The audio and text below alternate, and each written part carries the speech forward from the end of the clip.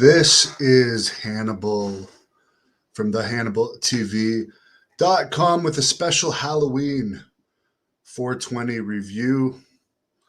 I wanted to run out there from like 2 to 4 in the morning tonight, since it is Halloween, to see if there was any spiritual activity, but there wasn't, and it's sure getting cold out there, but I had a decent run anyways. But before I went out for my run, I watched both the XPW and WWE steroid trial. Dark Side of the Ring, the steroid trial one, I'm going to do as a separate video after this. This will be the XPW one. This has been the lamest season of Dark Side of the Ring so far. There was 2 episodes that I couldn't make it through. The Collision in Korea one and the FMW one were both extremely boring. I could not make it through those episodes. The XPW one I found somewhat interesting because I did not know much about XPW other than what I've interviewed wrestlers about. And I did put the link in the description of this video of a compilation video I did on XPW, and I'll pin it to the top of the comments after too, as well as the clip from my most recent interview with Shane Douglas, where he went into detail about his time in XPW. But the only things I really remember about XPW was Shane Douglas. He did a promo where he said he was going to carry the company on his back, and he pretended like he was putting a backpack and he was walking around in the ring.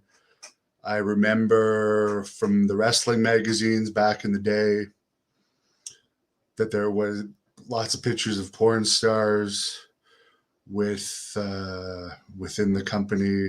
I remember that they went to the LA Coliseum, where they've held several WrestleManias, including WrestleMania 2 and 7. And I remember the story about the XPW ECW fight at the Heatwave pay-per-view just before ECW went out of business. I don't like deathmatch garbage wrestling. I don't mind hardcore wrestling if like you're just fighting and you're using whatever around as if it's a real street fight. But when it's like stunts that are being set up and it doesn't even look fake, it just looks like wrestlers are performing stunts. And some of these stunts are dangerous.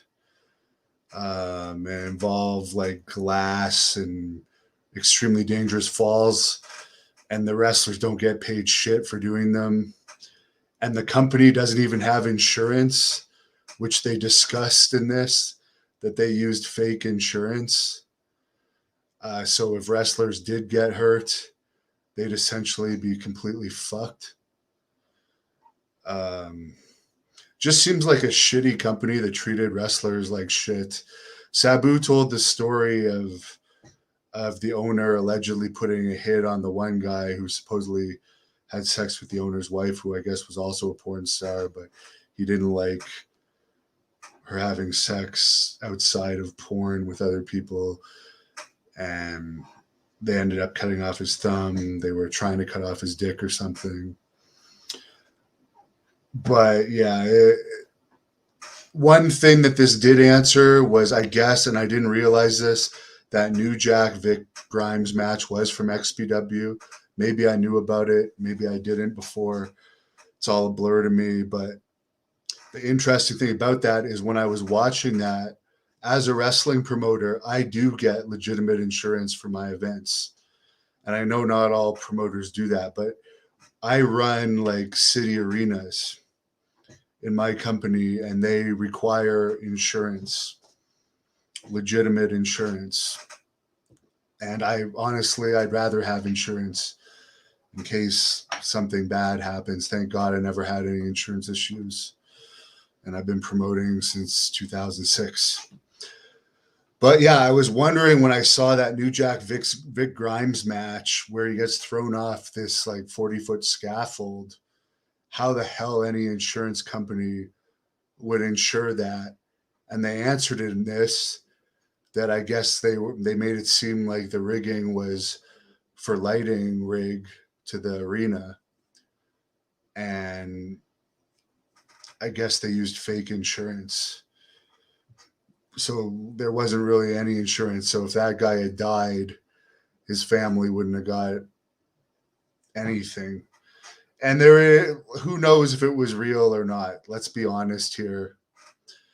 New Jack is a great worker. To be honest with you, he is. He's a great storyteller. And if he really wanted to kill the guy, he probably could have. But the guy didn't really have any serious injuries from taking that fall. So who knows? But it looked like a very small crowd. Extremely dangerous stunt. I doubt those guys were getting paid much. It's dangerous for New Jack too to be up there. And yeah, I'm just not a fan at all of XPW and promoters that won't even get insurance for their wrestlers. I mean,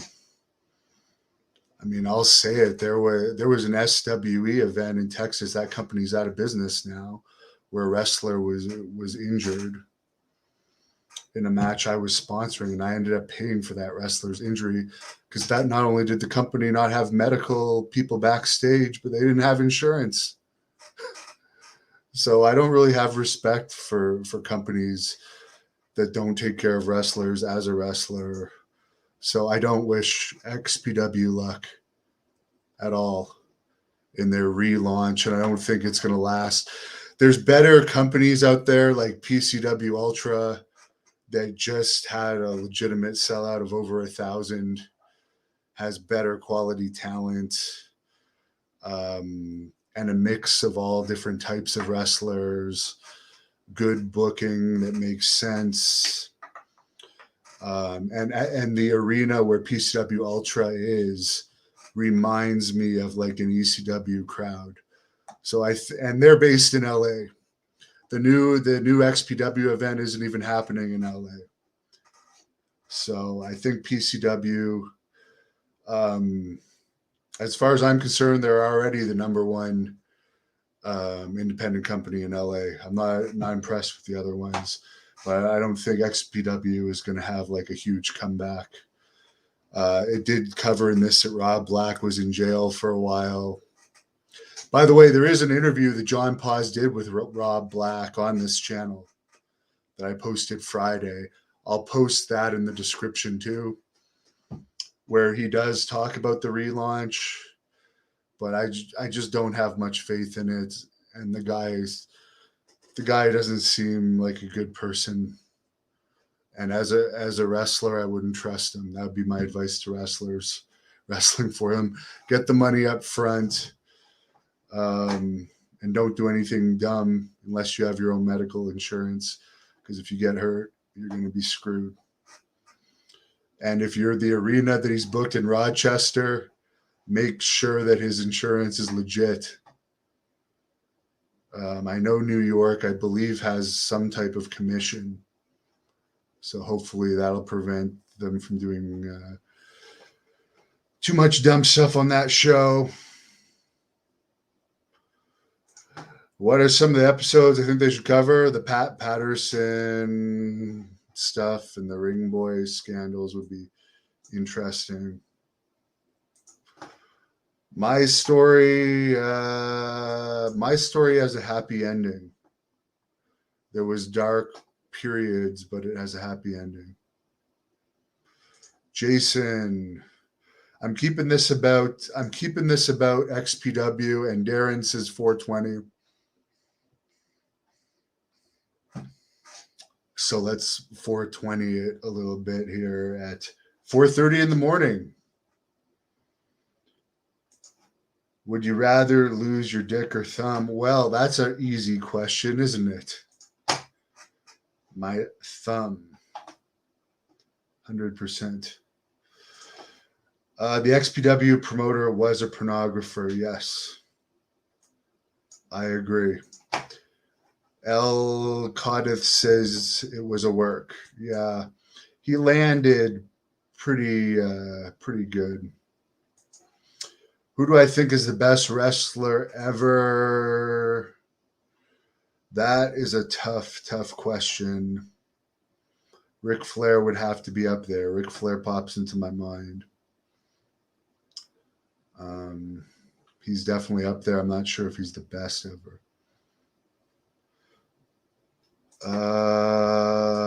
Yeah, the promoter of XPW was a pornographer. I don't know if he still is, but I don't know how much money there is in porn anymore, because when XPW was doing porn, like people were still buying it in stores and stuff and renting it. Remember that?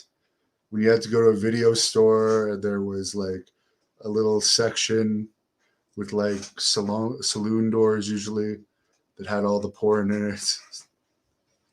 You had to be 18 to go in.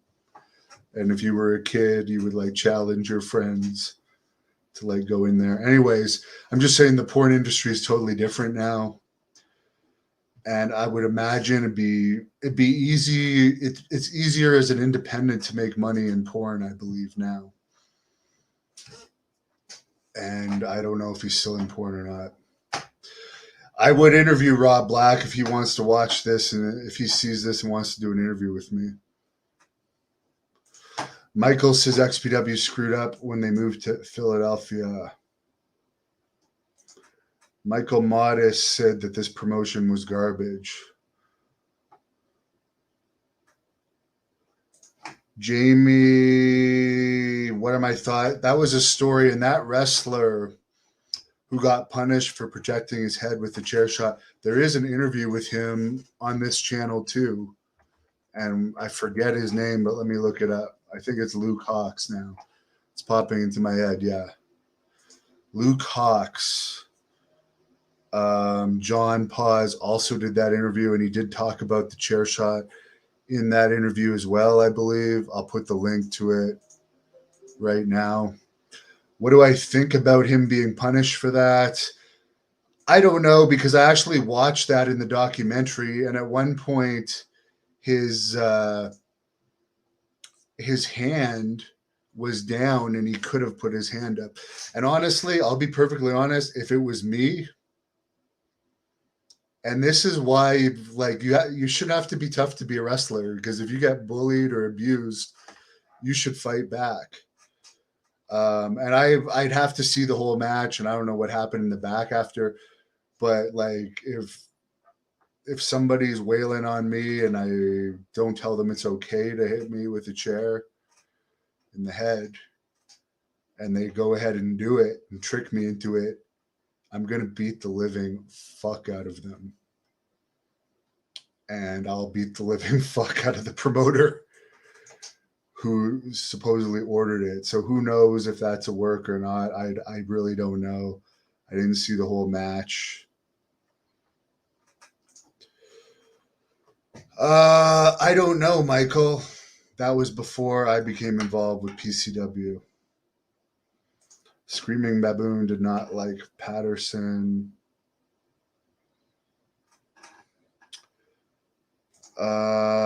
Screaming Baboon says he's pouring free now. Bill remembers the adult section. Happy birthday, Tom, on Halloween.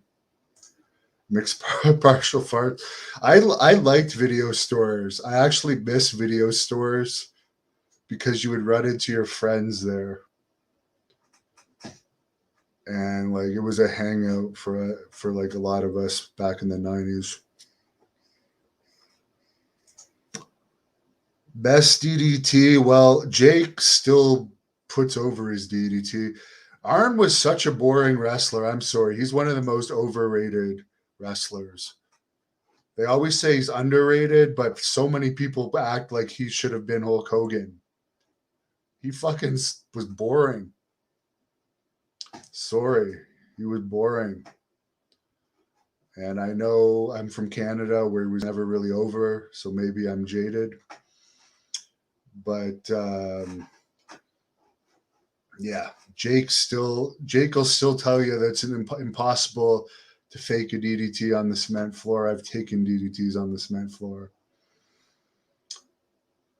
Midnight Rider, the best wrestler was Rick Martel. I don't know about that, as if you can count drawing money. He didn't really draw that well outside of Quebec, but he's a decent wrestler. Rick Martel is a real estate agent. Rick Martel owns a cologne called Arrogance, yes. Big Rog. I didn't like the Pillman one because like the guy's dead and the whole thing was like bashing him and making him out to be a womanizer and like the guy's dead. Leave him alone. Anyways, I'm gonna go do the steroid trial one. And then we'll get into that. Someone's talking about the Undertaker's body bag match. I saw him have one with Sid September 9th, 91. Leo Burke, a good technical wrestler, but definitely not a big money draw outside of certain territories. All right, I'll be right back with the steroid scandal review for the Dark Side of the Ring Vince McMahon steroid trial. Thank you for watching the Hannibal TV. Please like this video if you enjoyed it and click the subscribe button to not miss any of our latest shoot interviews, match videos, or news updates.